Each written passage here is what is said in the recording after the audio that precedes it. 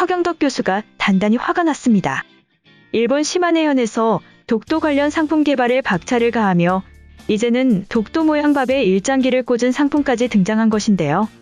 최근 일간지 산인중앙신보는 시마네현 오키노시마초는 최근 다케시마와 관련한 특산품을 개발한 지역업체 경비의 2분의 1인 최대 20만엔, 한화 200만원을 보조하기로 했다고 보도하였습니다. 신문에 따르면 시마네현은 매년 2월 22일을 다케시마의 날로 지정하는 조례를 2005년에 만들어 이듬해부터 독도 영유권을 노골적으로 주장하는 기념행사를 열고 있는 것으로 전해졌는데요. 또한 이른바 다케시마 카레뿐 아니라 오키 제도를 딴 술잔 등도 출시하였다고 보도하였습니다. 이러한 소식이 전해지자 서경덕 성신여대 교수는 지난 1일 SNS인 인스타그램을 통해 이런다고 독도가 일본 땅이 됩니까? 참 한심할 따름입니다. 이러한 조치는 일본 국민들에게 독도가 자국 영토라는 의식을 높이기 위한 전형적인 꼼수 전략이다라고 비판하였죠. 이어 그는 이미 우리는 일상생활 속에서 독도에 관한 상품들이 다양하게 사용되고 있다. 일본의 이러한 독도 야욕을 저지하기 위해서는 향후 대한민국 문화 콘텐츠와 결합된 다양한 독도 상품을 개발하여 전 세계인들에게 지속적으로 홍보를 해야 한다고 말하였습니다. 실제로 지난 8월 서경덕 교수는 시마네현이 각종 SNS에 독도에 관한 억지 주장 광고를 올린 것에 대해 정확한 역사적 팩트로 대응하는 패러디 광고를 제작하기도 하였죠. 한편 문화의 힘은 날이 갈수록 세계를 주도하고 있는데요. 최근 오징어 게임이 전 세계 1위를 차지하며 돌풍을 일으킨 가운데 명품 기업들이 한국을 뮤즈로 삼고 있다는 소식이 전해졌습니다. 그룹 블랙핑크 멤버 지수가 명품 브랜드 디올의 회장 겸 CEO인 피에트로 베카리에게 러브콜을 받아 화제가 되고 있는데요. 지난달 28일 지수는 프랑스 파리에서 열린 디올 2022 SS 컬렉션 패션쇼에 참석하였죠. 당시 현장을 취재하던 엘르 타이완 측은 다음날 지수의 사진과 영상을 인스타그램에 게시하였습니다. 해당 영상을 보면 피에트로 베카리는 지수를 향해 연신환한 미소를 보이고 있는데요. 그러면서 지수와 동행한 관계자에게 지수의 소속사인 YG가 지수를 해고하면 내게 메시지를 보내라, 내가 데려갈 것이라고 말한 것으로 알려졌습니다. 특히 피에트로 베카리는 캣워크 프론트로에서도 지수의 옆자리에 앉아 대화를 나누며 애정을 드러내었는데요. 이를 본 누리꾼들은 YG는 긴장해라, 디올이 지수를 정말 사랑하나 보다, 월드스타 다운 포스다, 프랑스에서도 지수는 빛이 난다 등의 반응을 보였습니다. 앞서 지수는 올해 초 디올 패션과 뷰티의 글로벌 앰버서더로 선정되기도 하였는데요. 이번 파리 패션쇼는 지수의 첫 오프라인 행사로 주목받았고 오는 5일 귀국할 것으로 알려졌습니다. 한편 흥행 돌풍을 이어가고 있는 오징어 게임으로 인해 한국 전통놀이가 세계에서 인기를 끌고 있다는 소식이 전해졌죠. 오징어 게임 드라마에 등장하는 딱지치기와 달고나 뽑기 등을 따라하고 SNS에 인증하는 것이 또 다른 밈처럼 유행하고 있습니다. 최근 SNS에는 이쑤시개를 이용하여 달고나의 별 모양을 만드는 사람들, 하트 모양을 만드는 사람 등의 영상이 게시되고 있는데요. 이러한 열풍에 달고나 뽑기를 후식으로 제공하는 음식점에 사람들이 몰리고 있다는 소식이 전해졌습니다. 한편 필리핀의 한 대형 몰 건널목에는 3m가량 되는 술래 인형이 설치되며 주목을 받고 있는데요. 이 술래 인형은 오징어 게임에 등장한 무궁화 꽃이 피었습니다. 술래를 따라한 것으로 영이 인형과 게임을 하기 위해 건널목에 줄을 서는 진풍경이 펼쳐지고 있습니다.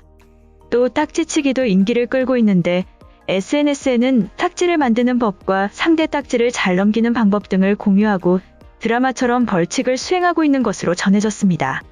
이러한 열풍에 뉴욕타임스는 유쾌한 어린 시절 게임을 어둡게 비틀어 대중문화의 감성을 자극했다고 극찬한 것으로 전해졌죠.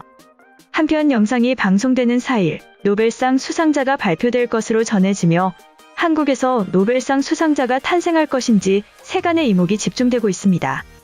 올해 120주년을 맞는 노벨상이 오는 4일부터 생리의학상, 물리학상, 화학상, 평화상 등 각 분야의 수상자를 발표할 것으로 전해졌는데요. 이번 노벨상에서 한국은 이호왕 고려대학교 명예교수가 노벨 생리의학상 후보로 꼽히고 있습니다. 오는 4일 생리의학상부터 시작되는 노벨상 수상자는 5일 물리학상, 6일 화학상, 7일 문학상, 8일 평화상, 11일 경제학상 순으로 발표될 예정인데요. 과학계에서는 올해도 코로나19의 전 세계 대유행이 여전히 멈추지 않고 있는 만큼 올해 노벨상 수상은 mRNA 백신 기술 연구자들의 수상이 유력할 것으로 예상되고 있는 것으로 전했습니다. 가장 먼저 발표되는 노벨 생리의학상의 유력 후보로는 헝가리계 미국인인 카탈린 카리코 바이오엔테크 부사장과 미국의 드루 와이스먼 펜실베이니아대 교수가 꼽히고 있는데요. 이들의 연구는 코로나19 mRNA 백신 제조에 기반이 됐고 실제로 모더나와 화이자 백신 개발에 사용되었습니다. 국내에서도 클래리베이트 애널리틱스가 예측한 노벨상 후보로 한국의 파스테르라고 불리는 이호왕 명예교수가 수상 후보자로 이름이 거론되고 있는데요. 이 명예교수는 등줄지의 폐조직에서 최초로 유행성 출혈열 병원체 한타바이러스를 발견하였습니다. 또 칼 존슨 미국 뉴멕시코 대학 명예교수와 함께 한타바이러스 분리 및 동정, 신증후군 출혈열 연구에 기여한 공로도 인정받고 있죠. 글로벌 정보 서비스 클래리베이트 애널리틱스는 논문 피인용 지수를 바탕으로 매년 우수 연구자 명단을 만들어 발표하고 있는데요. 클래리베이트가 분석한 피인용 우수 연구자 전당에 이름을 올린 376명의 연구자들 중 59명이 실제로 노벨상을 수상한 것으로 전해졌습니다. 앞서 지난해에도 국내에서 기초과학연구원 나노입자 연구단 단장을 맡고 있는 현택관 서울대학교 교수가 이 명단에 이름을 올리며 노벨상 유력 후보에 이름을 올렸지만 아쉽게도 수상에는 실패하였죠.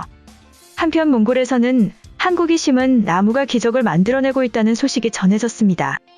몽골의 수도 울란바토르에서 서쪽으로 130km 떨어진 곳에는 룬솜이라는 지역이 있는데요. 이곳은 현재 초원이 군데군데 보이지만 15년 전까지만 해도 사막화가 급속히 진행되던 황무지였습니다. 이곳에서 발생한 엄청난 양의 모래가 매년 황사로 변해 한반도까지 날아오기도 하였는데요.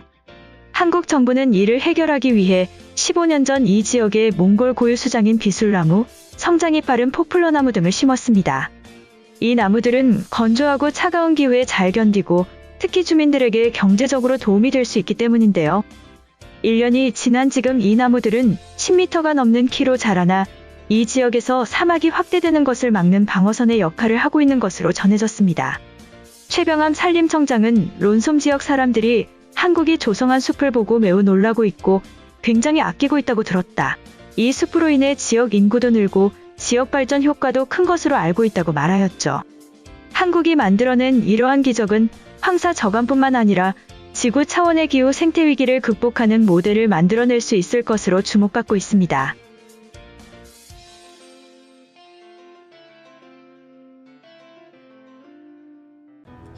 이번 영상은 여기까지고요. 제 영상이 도움이 되셨거나 세계 속 반응 더 보고 싶다 하시는 분들은 구독과 좋아요, 알람 설정까지 부탁드립니다. 다음에 또 봐요. 안녕.